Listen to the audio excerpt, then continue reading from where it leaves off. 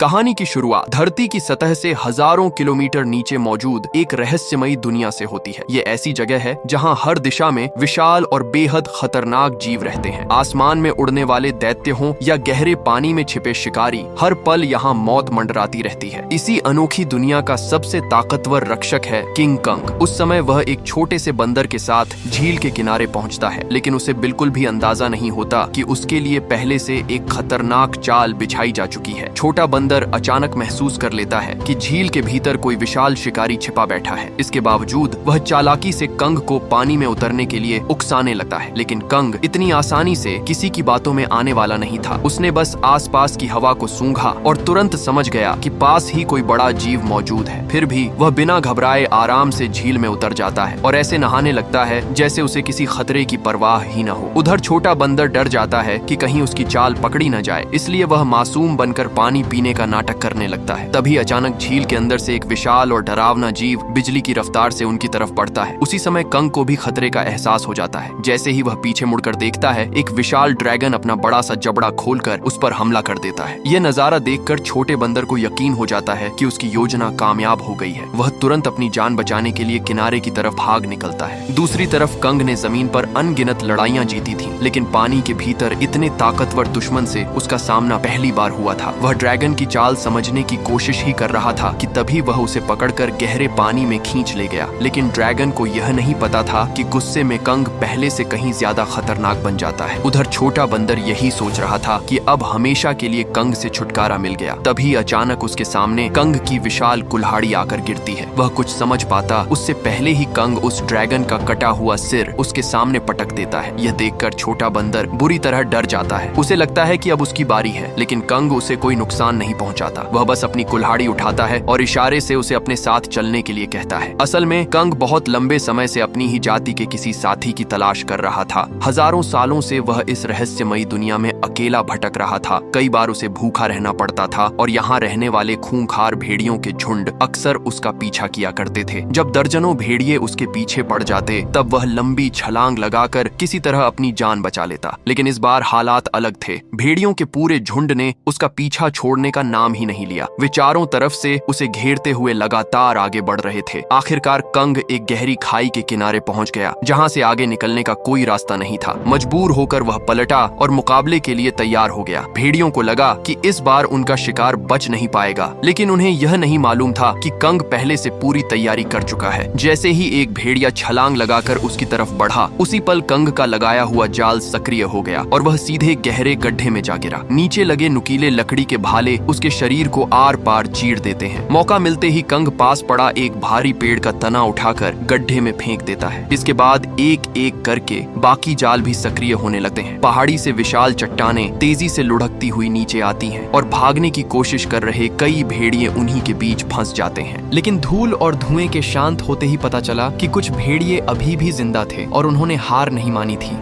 वे अब भी कंग को अपना शिकार बनाने की कोशिश कर रहे थे। यह देखकर कंग का गुस्सा 7वें आसमान पर पहुंच गया। उसने एक मरे हुए भेड़िए की लाश उठाई और अपनी अपार ताकत का प्रदर्शन करते हुए उसे बीच से फाड़कर 2 हिस्सों में बांट दिया। ये खौफनाक नजारा देखते ही बाकी बचे भेड़ियों की हिम्मत टूट गई और वे दुम दबाकर वहां से भाग निकले। हालांकि अब खतरा टल चुका था, लेकिन कंग के चेहरे पर जीत की कोई खुशी नहीं थी। उसकी सबसे बड़ी परेशानी उसका सड़ा हुआ दांत था, जो लगातार उसे दर्द दे रहा था। तभी पास में छिपी बैठी एक बड़ी छिपकली मौका देखकर मांस का एक टुकड़ा उठाती है और तेजी से भागने लगती है। कंग उसे पकड़ने के लिए आगे बढ़ता ही है कि अचानक दूर घाटी से आती एक जोरदार दहाड़ उसके कानों में गूंजती है। उस आवाज को सुनकर कंग को लगता है कि शायद उसकी ही जाति का कोई जीव उसे पुकार रहा है। इसी उम्मीद में वह पूरी रफ्तार से उस दिशा में दौड़ पड़ता है, लेकिन वहां पहुंचकर उसकी सारी उम्मीद टूट जाती है। सामने कोई विशालकाय प्राणी नहीं, बल्कि एक अजीब सा मेंढक होता है जो उसी जैसी आवाज निकाल रहा था। यह देखकर कंग एक बार फिर समझ जाता है कि इस पूरी दुनिया में वह अब भी अकेला है। वर्षों से किसी अपने की तलाश करते करते उसके भीतर का अकेलापन और गहरा हो चुका था। आखिरकार दांत का असहनीय दर्द उसे इंसानों की मदद लेने पर मजबूर कर देता है। इसलिए वह अपनी दुनिया छोड़कर इंसानों की बस्ती की तरफ निकल पड़ता है। इंसानी इलाके में पहुंचते ही कंग एक ऊंची पहाड़ी कुल्हाड़ी के पास जाकर बैठ जाता है और वहीं मदद का इंतजार करने लगता है। कुछ ही देर बाद वैज्ञानिकों की नजर उस पर पड़ती है, लेकिन इतने विशाल टाइटन को देखकर सभी घबरा जाते हैं। अपनी सुरक्षा के लिए वे उसे भारी मात्रा में बेहोशी की दवा देते हैं, जिससे कंग तुरंत बेहोश होकर वहीं गिर पड़ता है। इसके बाद वैज्ञानिक शहर के सबसे अनुभवी डेंटिस्ट को बुलाते हैं। वह बिना देर किए कंग के सड़े हुए दांत को निकालने की तैयारी शुरू कर देता है। मजबूत स्टील का तार दांत में कसकर बांधा जाता है। तभी कंग के मुंह से इतनी भयानक बदबू निकलती है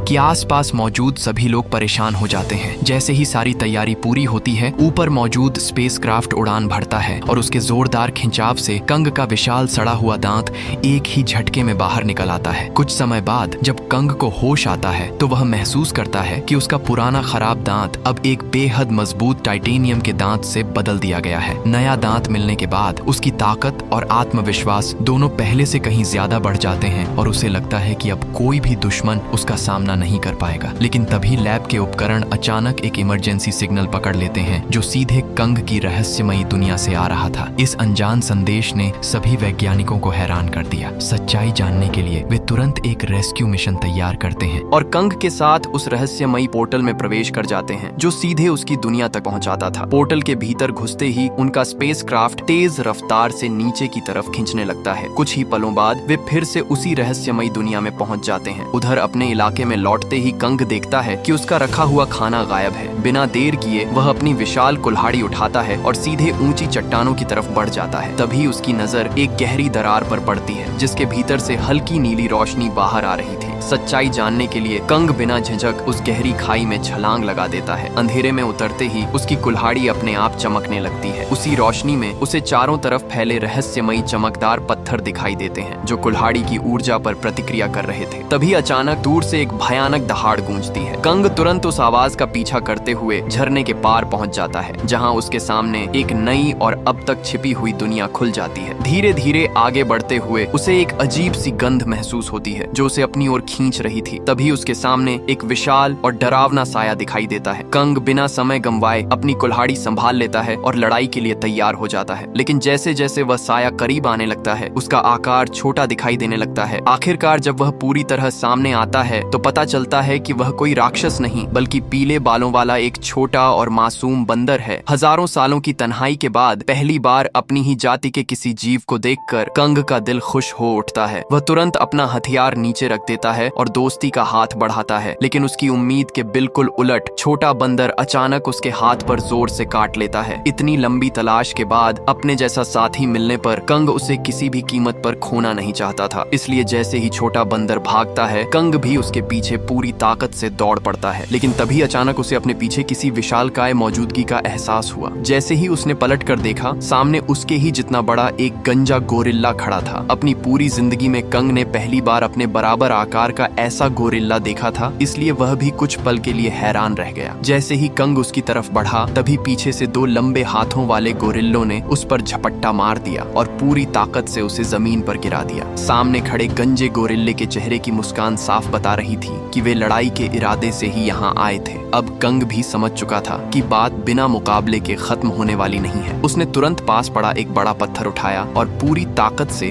गंजे गोरिल्ले की तरफ फेंक दिया। जवाब में वह भी गुस्से से गरजता हुआ कंग पर टूट पड़ा। लेकिन ताकत के साथ साथ कंग अपनी चालाकी के लिए भी जाना जाता था। उसने एक एक करके सभी हमलों से बचते हुए अपने विरोधियों को जमीन पर पटकना शुरू कर दिया। कुछ ही देर में हालात ऐसे हो गए कि कोई भी उसके सामने टिक नहीं पाया। यहाँ तक कि जब गंजे गोरिल्ले ने कंग की कुल्हाड़ी छीनकर उसी से हमला करने की कोशिश की, तब भी वह उसका कुछ नहीं बिगाड़ सका और आखिरकार बुरी तरह हार गया। उसी समय छोटा पीले बालों वाला बंदर दौड़ता हुआ आया और सीधे कंग के चेहरे पर झपट पड़ा। कंग ने फुर्ती दिखाते हुए उसे भी पकड़ लिया और मजाकिया अंदाज में उसी को हथियार बनाकर बाकी गोरिल्लों की धुनाई शुरू कर दी। यह नजारा देखकर भी दूसरे गोरिल्ले पीछे नहीं हटे और लगातार उस पर हमला करते रहे। लड़ाई के दौरान एक बंदर का संतुलन बिगड़ गया और वह गहरी खाई में गिरने लगा। कंग ने तुरंत आगे बढ़कर उसकी जान बचा ली और उसे वापस ऊपर खींच लिया। लेकिन शुक्रिया अदा करने की बजाय उसने जमीन पर पड़ा चाकू उठाया और उसी कंग पर हमला कर दिया। इस धोखे से कंग का गुस्सा भड़क उठा। उसने बिना देर किए एक जोरदार लात मारी, जिससे वह बंदर दोबारा खाई में जा गिरा। यह सब देखकर गंजे गोरिल्ले की हिम्मत जवाब दे गई और वह तुरंत वहां से भागने लगा। कंग ने पीछे से एक बड़ा पत्थर उठाकर उसकी तरफ फेंका, जो सीधे जाकर उसके सिर पर लगा। चोट लगने के बावजूद वह बिना रुके कुछ बड़बड़ाता हुआ वहां से भाग निकला। इसके बाद कंग ने पेड़ों के पीछे छिपे छोटे बंदर को भी पकड़ लिया और उसे हल्के से जमीन पर पटक दिया। फिर उसने नीचे पड़ा वही चाकू उठाया और इशारों में छोटे बंदर से कहा कि वह उसे गोरिल्लों के ठिकाने तक लेकर चले। मजबूरी में छोटा बंदर आगे आगे चल पड़ा और कंग उसके पीछे पीछे बढ़ने लगा। रास्ते में जैसे जैसे वे अंदर जाते गए वैसे वैसे आसपास कई अजीब और खतरनाक जीव दिखाई देने लगे। ऊपर से यह इलाका शांत जरूर लग रहा था, लेकिन यहाँ हर कदम पर मौत छिपी हुई थी। अपनी जान बचाने के लिए छोटे बंदर ने चाल चली और कंग को उस इलाके की तरफ ले गया जहाँ एक विशाल ड्रैगन का बसेरा था। उसे लगा कि इस बार कंग जरूर मारा जाएगा, लेकिन उसकी यह उम्मीद भी कुछ ही पलों में टूट गई। वह छोटा बंदर पानी पीने का नाटक करने लगा, लेकिन तभी अचानक वह विशाल ड्रैगन कंग के सामने आ खड़ा हुआ। मगर कंग जरा भी नहीं डरा। उसने कुछ ही मिनटों की जबरदस्त लड़ाई में उस दैत्य को खत्म कर दिया। मुकाबला जीतने के बाद वह आराम से बैठ गया और उसी का मांस खाने लगा। दूर खड़ा छोटा बंदर यह सब देख रहा था। वह भी भूखा था और पास आना चाहता था, लेकिन डर की वजह से उसकी हिम्मत नहीं हो रही थी। कंग ने उसकी हालत समझ ली। उसने खुद मांस का एक टुकड़ा तोड़ा और उसकी तरफ बढ़ा दिया। इसके बावजूद छोटा बंदर उस पर भरोसा नहीं कर पाया। ये देखकर कंग ने झुंझलाकर मांस का टुकड़ा जमीन पर फेंक दिया, मानो कह रहा हो कि खाना है तो खा लो, नहीं तो जैसी तुम्हारी मर्जी। भूख से परेशान छोटा बंदर आखिरकार खुद को रोक नहीं पाया और तुरंत मांस खाने लगा। हर निवाले के साथ उसका डर कम होने लगा। अब उसे महसूस हुआ कि कंग उतना निर्दयी नहीं है जितना उसने पहले समझ रखा था। धीरे धीरे वह हिम्मत करके कंग के बिल्कुल पास आकर बैठ गया। कुछ देर तक दोनों बिना कुछ किए शांति से वहीं बैठे रहे। यह पल ऐसा लग रहा था मानो एक पिता अपने बच्चे के साथ सुकून के कुछ पल बिता रहा हो, लेकिन उन्हें बिल्कुल भी अंदाजा नहीं था कि असली खतरा लगातार उनकी तरफ बढ़ रहा है। थोड़ा और आगे बढ़ने पर कंग की नजर आखिरकार अपनी ही जाति के कई जीवों पर पड़ी। उन्हें देखकर पहले तो वह खुश हुआ, लेकिन अगले ही पल उसकी खुशी मायूसी में बदल गई। वे सभी बेहद बुरी हालत में जिंदगी गुजार रहे थे। दिन रात मजदूरी करना उनकी मजबूरी बन चुका था और उनकी जिंदगी किसी कैद से कम नहीं लग रही थी। इसी बीच एक बूढ़े बंदर के हाथ से गलती से पत्थर नीचे गिर गया। यह देखकर वहां मौजूद गोरिल्ला आग बबूला हो गया और उसने उस बूढ़े बंदर को बेरहमी से पीटना शुरू कर दिया। यह नजारा देखकर कंग से रहा नहीं गया। उसने पूरी ताकत से अपनी कुल्हाड़ी जमीन पर दे मारी और आगे बढ़कर उस बूढ़े बंदर को उठा लिया। तभी वहां तैनात एक पहरेदार गोरिल्ला गुस्से से उसकी तरफ बढ़ा और उसे बीच में दखल न देने की चेतावनी देने लगा। लेकिन अगले ही पल कंग के निडर कदम ने वहां मौजूद बाकी बंदरों के दिलों में भी उम्मीद जगा दी। पहली बार किसी ने स्कार किंग के डर के सामने सिर झुकाने से इनकार किया था। वहीं दूसरी तरफ पहले भाग चुका गंजा गोरिल्ला यह सब छिपकर देख रहा था। उसने बिना देर किए दौड़कर अपने राजा स्कार किंग को पूरी बात बता दी। यह खबर सुनते ही स्कार किंग का चेहरा गुस्से से लाल हो गया। वह तुरंत अपने सिंहासन से उठा। उसके रास्ते में आने वाला हर बंदर डर के मारे सिर झुकाकर खड़ा हो गया, लेकिन कंग अपनी जगह से बिल्कुल नहीं हिला। वह बिना डरे सीधा स्कार किंग की आंखों में देखता रहा। स्कार किंग ने कंग को ऊपर से नीचे तक गौर से देखा। फिर उसकी नजर कंग के मुंह में लगे टाइटेनियम के दांत पर पड़ी और वह व्यंग्य भरी हंसी हंसने लगा। लेकिन अगले ही पल उसने अपना क्रूर स्वभाव दिखाते हुए पास खड़े एक बेबस बंदर को जोरदार लात मारी, जिससे वह सीधे खौलते हुए लावा में जा गिरा। ये दर्दनाक मंजर देखते ही कंग का गुस्सा फूट पड़ा। उधर स्कार किंग ने भी अपने कंधे पर टंगा लंबा हथियार निकाल लिया और मुकाबले के लिए तैयार हो गया। जवाब में कंग ने भी अपनी विशाल कुल्हाड़ी मजबूती से पकड़ ली। कुछ ही सेकंड बाद दोनों टाइटनों के बीच जबरदस्त भिड़ंत शुरू हो गई। स्कार किंग अपने लंबे हथियार की पहुंच का पूरा फायदा उठा रहा था। उसने तेजी से लगातार कई वार किए, जिनसे कंग को संभलने का मौका ही नहीं मिला। उसके हथियार में जरा हुआ चमकदार क्रिस्टल हर हमले को और भी खतरनाक बना रहा था। कुछ देर बाद कंग भी पूरी ताकत के साथ पलटवार करने लगा। ताकत के मामले में स्कार किंग उसके सामने टिक नहीं सकता था, इसीलिए वह हमेशा दूरी बनाकर लड़ाई करता रहा और लगातार वार करता गया। इसी दौरान कंग की कुल्हाड़ी उसके हाथ से छूटकर दूर जा गिरी। मौका मिलते ही स्कार किंग ने अपने हथियार को कंग के गले में फंसा दिया और उसे काबू करने की कोशिश करने लगा। उसे लगा कि अब जीत उसी की होगी, लेकिन अगले ही पल कंग ने पूरी ताकत लगाकर उसे हवा में उठा लिया और जोरदार तरीके से जमीन पर पटक दिया। कुछ ही पलों में स्कार किंग फिर से जमीन पर गिर चुका था। अपनी हार देखकर स्कार किंग समझ गया कि अब उसे अपनी सबसे बड़ी ताकत का सहारा लेना पड़ेगा। उसने अपने हथियार में जड़े हुए रहस्यमयी क्रिस्टल को सक्रिय किया। जैसे ही वह चमकने लगा, आसपास मौजूद गोरिल्लों ने विशाल पत्थर गिराकर लावा का रास्ता बंद कर दिया। अगले ही पल गुफा के अंधेरे में दो विशाल चमकती आंखें दिखाई देने लगी। देखते ही देखते तपती हुई जमीन पर बर्फ जमने लगी और वहां से बाहर निकला एक विशाल टाइटन शीमो। यही वह खतरनाक जीव था जिसने कभी पूरी दुनिया को बर्फ की चादर में ढक दिया था। स्कार किंग ने बिना देर किए शीमो को कंग पर हमला करने का आदेश दिया, लेकिन शीमो की आंखों में यह साफ दिखाई दे रहा था कि वह अपनी मर्जी से ऐसा नहीं करना चाहता। जैसे ही स्कार किंग ने अपने क्रिस्टल की ताकत से उस पर दबाव डाला, शीमो दर्द से तड़प उठा और मजबूर होकर कंग की तरफ बढ़ गया। कंग ने फुर्ती दिखाते हुए पहली ही बर्फीली चोट से खुद को बचा लिया। इसके बाद उसने अपनी कुल्हाड़ी आगे करके हमले को रोकने की कोशिश की, लेकिन शीमो की ताकत उसके अनुमान से कहीं ज्यादा थी। धीरे धीरे कंग का हाथ बर्फ में जमने लगा और कुछ ही पलों में उसका दाहिना हाथ बुरी तरह घायल हो गया। यही मौका देखकर स्कार किंग ने शीमो को उसे खत्म करने का आदेश दे दिया। जैसे ही शीमो अगला हमला करने वाला था, तभी पीछे खड़ा छोटा बंदर तेजी से सुरंग की तरफ इशारा करने लगा। उसी समय शीमो ने एक और बर्फीला हमला किया। कंग ने बिना देर किए पीछे मुड़कर छलांग लगाई और पूरी रफ्तार से सुरंग के भीतर घुस गया। लेकिन खतरा अभी खत्म नहीं हुआ था। उसके पीछे सैकड़ों गोरिल्ले लगातार उसका पीछा कर रहे थे। सालों से इस इलाके में रहने की वजह से कंग ने जंगल के कई रास्तों पर पहले से जाल बिछा रखे थे, लेकिन इस बार दुश्मनों की संख्या इतनी ज्यादा थी कि घायल हालत में भी वे जल्दी ही उसे एक बंद रास्ते तक घेरने में कामयाब हो गए। अब कंग के पास सिर्फ एक आखिरी जाल बचा था, लेकिन जो गोरिल्ले रास्ते भर उसके जालों में फंसते आए थे, इस बार पूरी तरह सतर्क थे। उन्होंने जमीन पर पड़ी उस बेल को देख लिया जिससे जाल सक्रिय होने वाला था। जब कंग को समझ आया कि उसकी आखिरी योजना भी नाकाम हो चुकी है, तो उसे लगा कि शायद अब बचना नामुमकिन है। लेकिन तभी अचानक पहाड़ी के ऊपर लगा दूसरा छिपा हुआ जाल अपने आप सक्रिय हो गया। सैकड़ों टन वजनी चट्टानें ऊपर से टूटकर नीचे गिर पड़ी और पीछा कर रहे लगभग सभी गोरिल्ले उन्हीं के नीचे दब गए। कंग ने हैरानी से ऊपर देखा तो पता चला कि यह जाल उसी छोटे बंदर ने सक्रिय किया था। पहली बार उसने कंग की जान बचाई थी। हालांकि इस पूरे संघर्ष में कंग बुरी तरह घायल हो चुका था और अब उसके लिए आगे का सफर पहले से कहीं ज्यादा कठिन होने वाला था। अब कंग की हालत इतनी खराब हो चुकी थी कि उसके लिए लड़ना तो दूर, ठीक से खड़ा होना भी मुश्किल था। मजबूरी में वह छोटे बंदर का सहारा लेकर इंसानों की बस्ती की तरफ लौटने लगा, लेकिन उसका पीछा करने वाले गोरिल्लों में से एक अभी भी जिंदा बचा हुआ है। दूसरी तरफ कंग के साथ आए वैज्ञानिक जब अपने बेस पर पहुंचे तो वहां का पूरा इलाका तबाह हो चुका था। तभी उनकी नजर एक विशाल चट्टान पर बने बहुत बड़े हाथ के निशान पर पड़ी। उस निशान को देखकर उन्हें समझ आ गया कि इस रहस्यमयी दुनिया में कंग के अलावा भी कई विशाल टाइटन मौजूद हैं। इसके बाद टीम जंगल के और अंदर बढ़ी। कुछ दूर जाने पर उन्हें एक रहस्यमयी यंत्र दिखाई दिया। टीम की लड़की ने जैसे ही उसे दबाया, चारों तरफ से पानी बहना शुरू हो गया। अलग अलग धाराएं मिलकर एक तेज बहाव में बदल गईं और जंगल के भीतर की ओर रास्ता बनाने लगी। वैज्ञानिक उसी पानी का पीछा करते हुए आगे बढ़े और आखिरकार एक रहस्यमयी ऊर्जा दीवार के सामने पहुंच गए। यह दीवार अपने पीछे छिपी हुई दुनिया को बाहरी नजरों से छिपाए हुए थी। जैसे ही उन्होंने उस दीवार को छुआ, उसके भीतर नीली ऊर्जा चमकने लगी। यह देखकर वैज्ञानिकों ने उसमें एक छोटा सा छेद बना दिया। अगले ही पल उनके सामने जो दृश्य आया, उसे देखकर सभी दंग रह गए। दीवार के उस पार एक खूबसूरत दुनिया बसी हुई थी, जिसके बारे में आज तक किसी इंसान ने नहीं देखा था। जैसे ही वैज्ञानिक उस छिपी हुई दुनिया में दाखिल हुए, वहाँ रहने वाले जनजातीय लोगों ने उन्हें चारों तरफ से घेर लिया। देखने में वे इंसानों जैसे ही थे, लेकिन उनका रहन सहन और पहनावा पूरी तरह अलग था। दिलचस्प बात यह थी कि उन्होंने वैज्ञानिकों पर हमला नहीं किया। वे उन्हें सुरक्षित अपने कबीले तक लेकर गए। वहाँ पहुंचकर वैज्ञानिकों को पता चला कि यह जनजाति हजारों वर्षों से धरती के नीचे रह रही है और उसी प्राचीन पोर्टल की रक्षा कर रही है, जो इस दुनिया को सीधे धरती की सतह से जोड़ता है। यही वह पोर्टल था जिसकी तलाश स्कार किंग कई सालों से कर रहा था। उसका सपना था कि इस रास्ते का इस्तेमाल करके वह इंसानों की दुनिया पर कब्जा कर ले। उसी समय कंग भी इंसानों की गंध सूंघते हुए वहां तक पहुंच गया, लेकिन उसके और उस छिपी हुई दुनिया के बीच मौजूद ऊर्जा दीवार की वजह से उसे अंदर कुछ भी दिखाई नहीं दे रहा था। यह देखकर कबीले के लोगों ने रास्ता बना दिया, जिससे कंग आसानी से भीतर आ गया और सीधे वैज्ञानिकों के पास पहुंच गया। लेकिन उन्हें यह पता नहीं था कि पीछे बचा हुआ गोरिल्ला यह सब अपनी आंखों से देख चुका था। जैसे ही कंग इंसानों तक पहुंचा, उसका शरीर जवाब दे गया और वह वहीं जमीन पर गिर पड़ा। वैज्ञानिकों ने तुरंत देखा कि उसका दाहिना हाथ बुरी तरह जख्मी हो चुका है। कंग की हालत देखकर डॉक्टर ने फैसला किया कि कंग को एक नया हाथ चाहिए होगा। डॉक्टर ने पहले ही एक हाथ बना रखा होता है, जिसे भविष्य में कंग जैसे टाइटन की ताकत बढ़ाने के उद्देश्य से बनाया गया था। अच्छी बात यह रही कि बेस के नष्ट होने के बावजूद वह उपकरण भूमिगत स्टोरेज में सुरक्षित बचा हुआ था। डॉक्टर तुरंत उसे वहां से लेकर आया और कंग के घायल हाथ के पास सक्रिय कर दिया। मशीन ने खुद ही उसके शरीर को स्कैन किया और धीरे धीरे उसके घायल हिस्से से जुड़ने लगी। जैसे ही उस मैकेनिकल हाथ में मौजूद विशेष दवा कंग के शरीर में पहुंची, उसके शरीर में नई ऊर्जा दौड़ने लगी। कुछ ही देर में बेहोश कंग ने आंखें खोली। उसके चेहरे पर साफ दिखाई दे रहा था कि वह पहले से कहीं ज्यादा ताकत महसूस कर रहा है। लेकिन तभी छोटा बंदर घबराया हुआ आया और उसने इशारों में कंग को बताया कि स्कार किंग अब पोर्टल का पता लगा चुका है और बहुत जल्द शीमो के साथ मिलकर कबीले पर हमला करने वाला है। कंग अच्छी तरह जानता था कि अकेले अकेले उसके लिए स्कार किंग और शीमो दोनों का सामना करना लगभग नामुमकिन है। इसलिए उसने एक बड़ा फैसला लिया। अब उसके पास सिर्फ एक ही उम्मीद बची थी, धरती की सतह पर जाकर कई वर्षों से सो रहे गॉडजिला को जगाना। हालांकि उसे इस बात का बिल्कुल अंदाजा नहीं था कि जिसकी मदद लेने वह जा रहा है वही उसके लिए सबसे बड़ा खतरा भी बन सकता है। कुछ ही देर बाद प्राचीन पिरामिड के आसपास की जमीन जोर जोर से कांपने लगी। अचानक धरती फटी और उसके भीतर से एक विशाल मैकेनिकल संरचना बाहर निकल आई। यही वह तंत्र था जो सतह तक जाने वाले पोर्टल को सक्रिय करता था। पोर्टल खुलते ही कंग उसके अंदर दाखिल हुआ और कुछ ही पलों में धरती की दुनिया में पहुंच गया। उधर जैसे ही गॉडजिला ने कंग की मौजूदगी महसूस की, उसकी नींद तुरंत खुल गई। उसने बिना कोई देर किए उसी दिशा में बढ़ना शुरू कर दिया। जब दोनों आमने सामने आए तो गॉडजिला को यही लगा कि कंग उसे चुनौती देने आया है और यहीं से दोनों टाइटनों के बीच एक और भयंकर टकराव की शुरुआत होने वाली थी। गॉडजिला ने बिना कुछ सोचे उस पर हमला कर दिया। कंग ने गॉडजिला को रोकने की कोशिश की, लेकिन वह लगातार हमला करता गया। अगले ही पल उसने जबरदस्त टक्कर मारकर कंग को सैकड़ों मीटर दूर जा गिराया। गॉडजिला लगातार हमला करता रहा। उसे रोकने के लिए कंग पीछे से उसके ऊपर झपटा ताकि किसी तरह उसका ध्यान भटका सके, लेकिन रेत उसकी आंखों में पड़ते ही गॉडजिला पहले से भी ज्यादा गुस्से में हो गया। उसने तुरंत पलटकर कंग के मैकेनिकल हाथ को अपने शक्तिशाली जबड़ों में जकड़ लिया और पूरी ताकत से उसे जमीन पर पटक दिया। लेकिन गॉडजिला फिर भी नहीं रुका। वह दोबारा उस पर हमला करने दौड़ा। इसके बाद कंग ने भी पलटवार किया और दोनों के बीच जबरदस्त जंग शुरू हो गई। हालांकि गॉडजिला अपने सबसे शक्तिशाली रूप में था, लेकिन नए मैकेनिकल आर्म की वजह से कंग की ताकत भी कई गुना बढ़ चुकी थी। दोनों टाइटनों के बीच जबरदस्त मुकाबला होने लगा। फिर कंग समझ गया कि इस लड़ाई का कोई फायदा नहीं है, इसीलिए उसने अचानक गॉडजिला को पकड़ लिया और पूरी ताकत लगाकर उसे जबरदस्ती उस पोर्टल की तरफ खींचने लगा जहां असली खतरा उनका इंतजार कर रहा था। उधर धरती के नीचे कबीले के लोगों ने स्कार किंग को रोकने के लिए एक खास लाल रंग का तरल पदार्थ पानी में मिला दिया। कुछ ही पलों में दो विशाल पिरामिड एक दूसरे की तरफ बढ़ने लगे। जैसे ही वे आपस में जुड़ते, पूरे इलाके की ग्रेविटी कुछ समय के लिए खत्म हो जाती। लेकिन इससे पहले पिरामिड पूरी तरह जुड़ पाते, उससे पहले ही स्कार किंग वहां पहुंच गया। उसने आते ही इस पूरे सिस्टम को पहचान लिया और तुरंत शीमो को आदेश दिया कि वह अपनी बर्फीली ताकत से दोनों पिरामिडों के बीच का रास्ता बंद कर दे। इसी दौरान पोर्टल के भीतर से अचानक तेज रोशनी फूटी और अगले ही पल गॉडजिला और कंग मलबे को चीरते हुए वहां पहुंच गए। जैसे ही गॉडजिला की नजर स्कार किंग और शीमो पर पड़ी, उसे तुरंत समझ आ गया कि कंग उसे यहाँ क्यों लाया है। अब दोनों के बीच की गलतफहमी खत्म हो चुकी थी। बिना एक पल गंवाए गॉडजिला और कंग एक साथ अपने दुश्मनों की तरफ बढ़ गए। स्कार किंग भी शीमो के साथ मुकाबले के लिए तैयार खड़ा था। कुछ ही सेकंड में दूसरी ओर चारों टाइटनों के बीच जबरदस्त युद्ध शुरू हो गया। इसी दौरान बर्फ टूट गई और दोनों विशाल पिरामिड आपस में टकरा गए। टक्कर इतनी शक्तिशाली थी कि पूरे इलाके की ग्रेविटी कुछ समय के लिए खत्म हो गई। चारों तरफ मौजूद हर चीज हवा में तैरने लगी। लेकिन इतनी मुश्किल परिस्थिति में भी गॉडजिला ने अपनी रफ्तार नहीं खोई। वह हवा में ही संतुलन बनाते हुए सीधे शीमो की तरफ बढ़ गया। वहीं दूसरी तरफ स्कार किंग ने मौका देखकर कंग की कुल्हाड़ी उठा ली और उसी हथियार से उस पर हमला करने लगा। लेकिन कंग ने अपने मैकेनिकल आर्म की मदद से उसके हर वार को रोक दिया। हालांकि दुश्मन ज्यादा थे, इसलिए पीछे से लगातार हमले होते रहे। यह देखकर छोटा बंदर भी हिम्मत जुटाकर लड़ाई में कूद पड़ा। उसने बड़े बड़े पत्थर उठाकर कंग की मदद करनी शुरू कर दी। उसी बीच शीमो ने मौका पाकर गॉडजिला पर अपनी बर्फीली शक्ति का इस्तेमाल किया और कुछ ही पलों में उसे पूरी तरह बर्फ के अंदर कैद कर दिया। लेकिन गॉडजिला ने अपनी ताकत का इस्तेमाल करते हुए एक ही झटके में पूरी बर्फ तोड़ डाली और फिर से लड़ाई में लौट आया। इसी समय एंटी ग्रेविटी सिस्टम बंद हो गया और पूरे इलाके में दोबारा सब सही हो गया। मौका मिलते ही स्कार किंग कंग की पकड़ से छूट गया और सीधे पोर्टल की तरफ भागा। उसे रोकने के लिए अगले ही पल वह उसके अंदर कूद पड़ा। गॉडजिला और कंग भी बिना देर किए उसके पीछे पोर्टल में प्रवेश कर गए। लेकिन इस अफरा तफरी में कंग की कुल्हाड़ी वहीं पीछे छूट गई। अचानक समुद्र की ऊंची लहरें पल भर में जमकर विशाल बर्फीले पहाड़ों में बदलने लगी। अगले ही पल स्कार किंग और शीमो पोर्टल से निकलकर धरती पर पहुंच गए। खुले आसमान और इंसानी दुनिया को सामने देखकर स्कार किंग ने एक भयानक दहाड़ लगाई, मानो वह पूरी दुनिया को अपने आने की चेतावनी दे रहा हो। स्कार किंग ने तुरंत शीमो को अपनी बर्फीली ताकत से पूरी दुनिया को जमा देने का आदेश दिया। हालांकि शीमो ऐसा नहीं चाहता था, लेकिन मजबूरी में उसे उसकी बात माननी पड़ी। कुछ ही पलों में पूरे शहर में बर्फीला तूफान फैल गया और ऊंची ऊंची इमारतें भी जमकर टूटने लगी। लेकिन तभी कंग बिजली की रफ्तार से आया और उसने स्कार किंग के चेहरे पर एक जोरदार मुक्का दे मारा। इस वार से उसका विशाल दांत टूटकर जमीन पर गिर पड़ा। गुस्से में स्कार किंग ने शीमो को कंग पर हमला करने का आदेश दिया। उसी समय गॉडजिला भी वहां पहुंच गया और उसने शीमो को रोक लिया। इसी बीच स्कार किंग ने एक विशाल इमारत उठाकर कंग पर फेंकी, लेकिन कंग बच गया। तभी शीमो ने पीछे से आकर कंग के